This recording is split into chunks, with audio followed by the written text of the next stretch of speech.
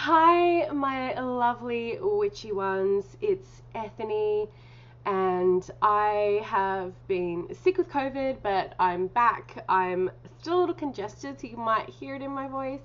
But I'm back today because I really wanted to do this video response, and this is polar opposites or tarot extremes. And I came across this actually on my subscription feed, and it was from Astral Lady Tarot. But then I found out the original one was from Marlene Teresa. I hope I'm saying the right, not Teresa. I'm sorry if that's wrong. I'm going to pop a link in the description box for both of their videos. First, the first one, which was the original by Marlene, and then Astral Lady Tarot's response. Now, the idea behind this is getting decks out of your collection that are opposites. So for example, what is a daytime deck? What is a nighttime deck for you? Now, I set myself an extra challenge, right? Because we all know I have a lot of tarot decks. Like she got a lot of decks. So I've decided to challenge myself and put tarot decks in this video that you may not have seen very much of in my videos before. There are a couple that are regulars, but I wanted to share some different tarot decks with you in my collection, because that was a bit of a challenge for me, not to go to like just my working station and grab out all the ones that I use all the time, and to go, okay, well, if I didn't have those, what would I use instead? So I'm going to switch cameras for you now, and we're going to go through these decks together. I would love to see your video responses. If you're not going to do video responses, maybe let me know in the comments below. And yeah, enjoy my polar opposites tarot extremes. Alrighty, the first prompt is Minimalist versus Maximalist, and I have my Minimalist, the 7 Sphere Tarot, and my Maximalist, the Tarot of the Drowning World. Now, this is pretty new for me. I got this on Kickstarter, and it's so detailed. So I'm just going to show you the comparisons. So with the Sphere Tarot, the light 7th Sphere Tarot by Labyrinths, I do love it. It's very minimalist. I mean, I could have picked my Bad Bitches Tarot too, and that would have been pretty minimalist. But this is minimalist on the color scale, minimalist on the design, and it's really beautiful. So let me show you some minor arcana. So it is Marseille, like most Marseille decks are very minimalist. I do love the major arcana in this. So that's my very minimalist deck. I don't have a lot of Marseille decks, but this is definitely one that I have kept and will keep. It's plastic as well. It's this very interesting plastic cardstock. The Tarot of the Drowning World is very different. It's actually quite thin. This could have been on my hard to shuffle as well, because it's quite long, and if you look at it compared to the size of a regular tarot deck, but it is so beautiful. Just look at the details in those cards. You can look and look and look and look, and it's still going to draw you in. There is so much fine detail in here. Like, even see here on the cups, there's inscriptions on them. It's just beautiful. There's so many hidden symbols. I haven't used this a lot because it's new and I haven't really had a chance to explore it, but I think it is just stunning. And look at the detail, the sun, oh, beautiful, just gorgeous. Even as like a study in art, it's just beautiful. So that's the Tarot of the Drowning World, and that's my first prompt. The next prompt is daytime and nighttime, and I picked two decks that I haven't had for a long time. One for daytime is the Heroine Tarot, and the nighttime is the Intuitive Night Goddess Tarot. Love both of these. So let's have a look at our daytime one. It has the sun and moon on it. I know that that's a little bit of the sun and the moon, but I really love this deck. I think it's really beautiful. It's so, oh, I just love it. I think the white borders really lend to a bright space. I'm a real fan. My modern goddess is like that, which has images outside of the border. It's so beautiful. I definitely need to work on this some more. And oh, the Empress, look at her. I want that dress, I want those shoes. I couldn't wear them, but I want that parasol. And it has this really cool holographic, so it just really reminds me of sunshine, and I love everything about it. The artwork is simply stunning. Yeah, I don't know, I can't say enough about this beauty.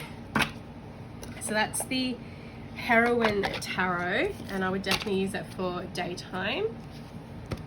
And then nighttime, the Intuitive Night Goddess Tarot. Now I got this from a Witch's Moon box, and it is so stunning. So here we have, it's all night backgrounds. It's called the Intuitive Night Goddess Tarot, so I really feel like it lends itself really well to nighttime readings. It's just so beautiful, and while it may not be somewhat traditional in some of the aspects, I actually just think it's super easy to read. It's really gorgeous. The quartz are stunning. The major, oh, it's just beautiful. I mean, this is just gorgeous, and it's easy enough to read if you are more of a traditionalist as well. So those are my day and night picks. The next is best shuffle, worst shuffle, and honestly I have so many decks that I could have really picked from this, but I've gone with two features, not necessarily the actual deck, but the two features of these which I struggle with. So my favorite shuffling is linen cardstock. So this is the 5-cent tarot, and it's another deck that I really adore. I got this one on Kickstarter, and it just shuffles so beautifully. So it has these gorgeous green edges too. I love this deck. Oh, it has that linen feel. Now the Pagan Otherworld Tarot is like that as well, so I could have picked that and it would have been fine, but anything with a linen feel or a linen finish I think shuffles really beautifully. And I mean, I'm not really going through the design, but it's really beautiful. So like reversed and upright, it's a great learning tool as well. I mean, look at that Knight of Cups, that seahorse, Knight of Needles. It's just, it really is a beautiful, beautiful deck. It's like a cabinet of oddities come to life, and I absolutely love that. So the linen finish is my like shuffle, my best shuffle. I actually couldn't find my Pagan Otherworlds, and I'm not all that worried because many of you know, like I have a tarot collection issue. You'll be glad to know that I have started to purge some of them, so I will like give them away. The second, so my most unshuffleable, or the most difficult shuffle, there was two. There was the square one, which is the Tarot Garden, but I really like that one. But it can be hard. But circle decks are so difficult to shuffle. This is Tarot for the Journey Home. It's a New Zealand artist, and I freaking love this. I think this is a really underrated deck.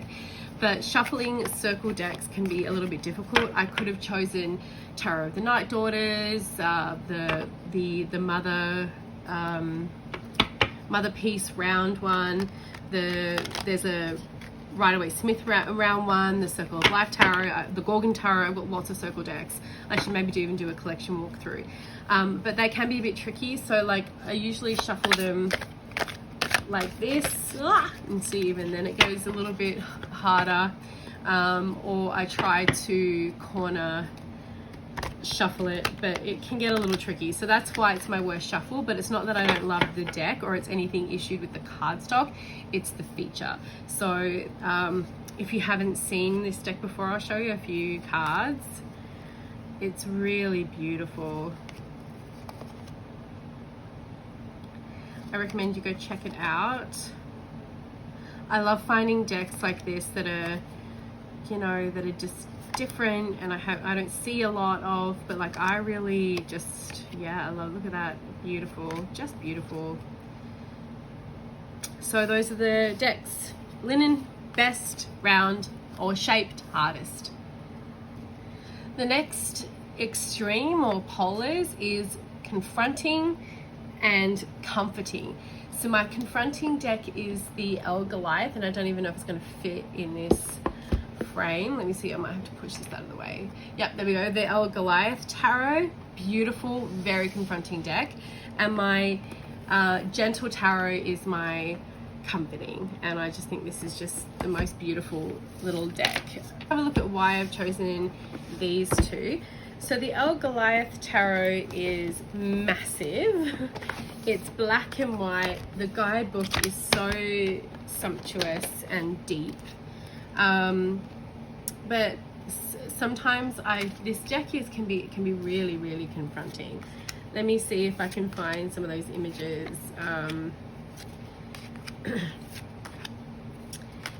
It can be really confronting, and you watch, I'm going to really struggle. Like it's just, yeah. And I don't think that's a bad thing. I think even all of this, like the Nine of Swords, like that turtle's about to get washed away. We have these like weird eyes in the Hierophant. You know, there's this snake eating an egg. There's also this cobra that's going to kill all these bunnies or whatever it is. There's just some really, really confronting stuff. The devil's pretty confronting for some people. We have the Tower with these crying animals. It's just, it's very, you know, dead.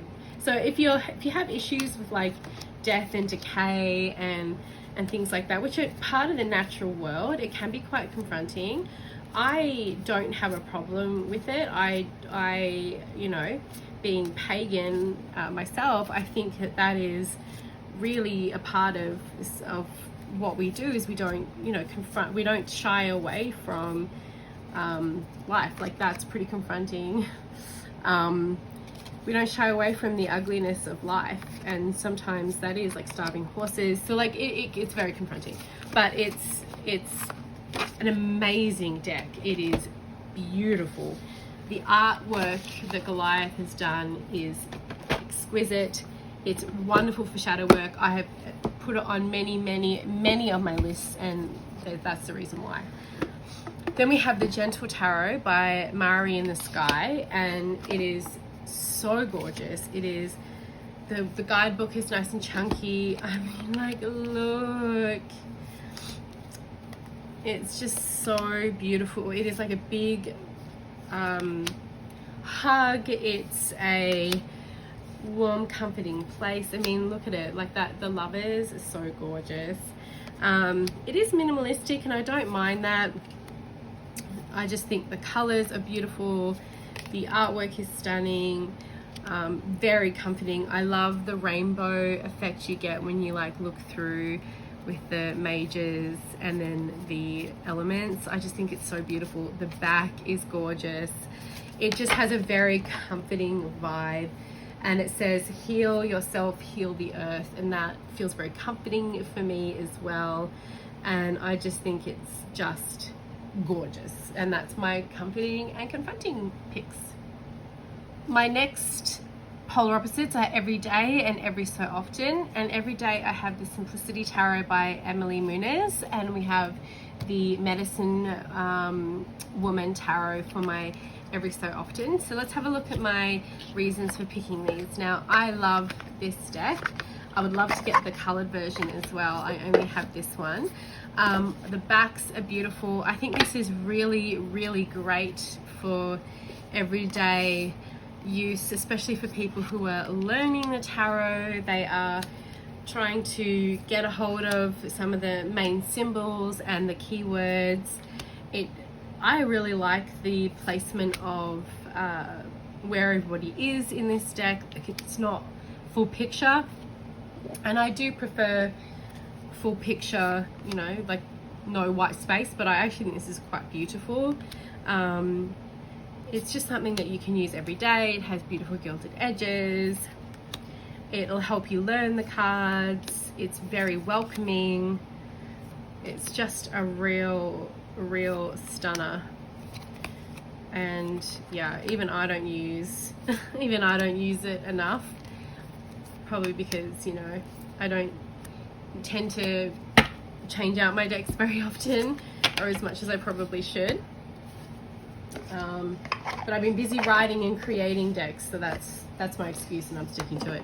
And then my every so often is one of my ritual decks. So what does that mean? So for me, this is a deck that is not the same as like the Rider-Waite-Smith, and it really pushes me. It really has me learning new things about myself. It is a deck where I want to sit with the guidebook, and I'm telling you right now, if you ever get this deck, and I think everyone should get this deck, you should get the guidebook, get the thick guidebook, because I believe it's Carol, I can't remember her full name, but it is so beautiful. It is going to teach you about medicine in plants, animals, emotions, the earth, and it is just a stunner. So for me, it is this deck that I can sit with myself. I mean, that's the cover of the deck, by the way, if you're looking for it.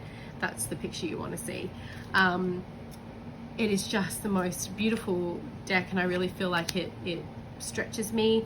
And I've spoken about this before, but many people know that I spent time in South America, and I've also done South American shamanistic training, or shamanic training. And so this for me, even though that is medicine woman, there is a lot of shamanism that I can work with on this. So I love these decks. So every day, every so often, these are my picks. Next comparisons, or next polar opposites or tarot extremes: overrated and underrated. And I'm probably going to ruffle some feathers on this one, but I don't really care. Now, the reason I'm saying it's overrated is because I find that I can't read with it as much as I would like, but I do think it is beautiful. I have mentioned a number of times before, I really think that Kim Krans has done the most incredible stuff for the tarot world. And this is actually the indie edition. I don't own any of the mass editions. I own both indie editions, and honestly, I don't even know why. Like, I just think they're so beautiful. That's the reason why I'm holding on to them. I don't know. I think that they are gorgeous. I like this Lover's card. I mean, can you even? This Wheel of Fortune, can you even? If the deck was like this, I could probably read with it. But we get into the pips, like the Ace of Swords is gorgeous. I'm not a huge fan of court cards that are animals, but it's very minimalistic, and I don't hate that. I love the rainbows. I'm obsessed with rainbows. I just think it is, I mean, it's probably done its dash, to be fair, but for me, I think there are a lot of other decks that are just as beautiful, but like, that's so beautiful. So I'm not saying it's not gorgeous. I'm not saying it is not stunning. And Kim, honestly, like, you've done the most amazing, she's never probably gonna see this, but I'm like a small fry. You've done the most amazing stuff. I saw you when you toured the very first time around the Pacific Northwest, and you came to Vancouver and you did readings. I love what you've done for the tarot world. I admire everything about what you do, your art, your entrepreneurship. So it's not a bash. It's just, for me, that's my pick. My underrated deck is the new Liminal Tarot, now by Penelope Klein. This is what you can get now on, not Make Playing Cards. Maybe it is Make Playing Cards. Yeah, it is. It's not Game Crafter, it's Make Playing Cards. And I have the tinned version, which don't have the lines, and they are massive, but I just wanted to show the actual mass market version you can get now. And I think this deck is probably one of the most beautiful decks I've ever seen in my life.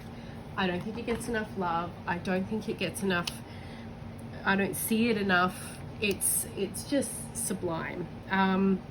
This is a deck that is Thoth based, but I don't care. I just use it and put my own tarot, like what I know about the tarot and what I see in the cards onto it. I mean, look at that Hierophant. Can you see the face in that? Oh, it's just so beautiful. I think her work is stunning. I have a tinned copy and you will pry that out of my dead cold hands. So I bought these. I bought two actually, to have one for use straight away and one for backup. Because if I lose a card or I bash the crap out of this one, I can always go back. But I just think it is the most beautiful card deck, and I think it's really underrated. So that is the new Liminal Tarot. And the final prompt is the Lightwork and Shadowwork deck, and I have chosen the Aura-Soma Tarot and the Divine Masculine Tarot. Lightwork, Shadowwork. Even though you can do Shadowwork with this deck too, and I do a lot, I wanted to bring this in because I feel like a lot of people have a lot of healing to do around the Divine Masculine, and I find that shadow work, even for myself, comes up, you know, a lot. And this deck is, these two decks are so fucking beautiful, I can't even. So look how bashed, I mean, I've shown this deck a million times. I mean, this box is, she is beat because I did get this in 2005. You cannot get the bottle backs anymore. I get a bunch of people asking, you can't, Mike Booth and Pamela Matthews don't work together anymore. This also could be in my hard to shuffle because it's bigger than a tarot deck, and it is 100, I think I have about 120 cards in here. But it is, I'm Aura-Soma trained. I've done all my levels with Aura-Soma many years ago, 2005, 2006, 2007 I did them. So, but, oh, it is just so beautiful. So it does have the 78 cards of the tarot along with the Aura-Soma bottles. So like, for example, this is Sepphoris Bay, and then we have Sepphoris Bay's bottle, but it also has the return journey of the, so we go there, the Devil Return, the Tower Return, of the Major Arcana, and that is based on the outward and return. So it's like the outward journey is the outer expression and the inward journey is like the shadow. So the Chariot, these are the main ones. These are out of order. I usually read these when I'm doing Aura-Soma readings, soul purpose readings. I'm really hoping to do some more of these by, you know, the end of the year, when I get these deadlines done. I really miss them, but this is just like one of my favorite decks of all time. I've never stopped talking about it. And I just think that Pamela's artwork is just exquisite. I'm a huge fan. So that's my Lightwork deck. And the other thing with the Aura-Soma is you can hold the bottles up to the light. So I had all the boxes in, sorry, I had all the bottles in what was called the light box, and the light would shine, and it was the light shining through the bottles would give you your vibrations. So it was really this beautiful connection and this beautiful collaboration with color and light. Okay, so the shadow, the Divine Masculine, I actually thought about putting this on my details as well, like the Maximalist deck, but I decided to use it for this, so at least it got a show. Oh god, this cardstock, it's so beautiful, and it is so detailed. I just think this deck is so beautifully done. I have the book as well. It has got a lot of really interesting and beautiful and intriguing artwork. The artwork is just, I mean, divine. Love that diagnosis. It's just super beautiful. I think it's really gorgeous to do shadow work with the divine masculine if you do have some struggles or some power struggles or some trauma with masculine energy, and then obviously if you are if you feel masculine yourself, you can also use this, or if you want to invoke that. So it is really, really beautiful, and I think that there's just a gorgeous, the artwork is just gorgeous. I can't even begin to imagine how much time and effort went into this. It's just so sublime. So yeah, that's my picks for the shadow, the shadow and light work.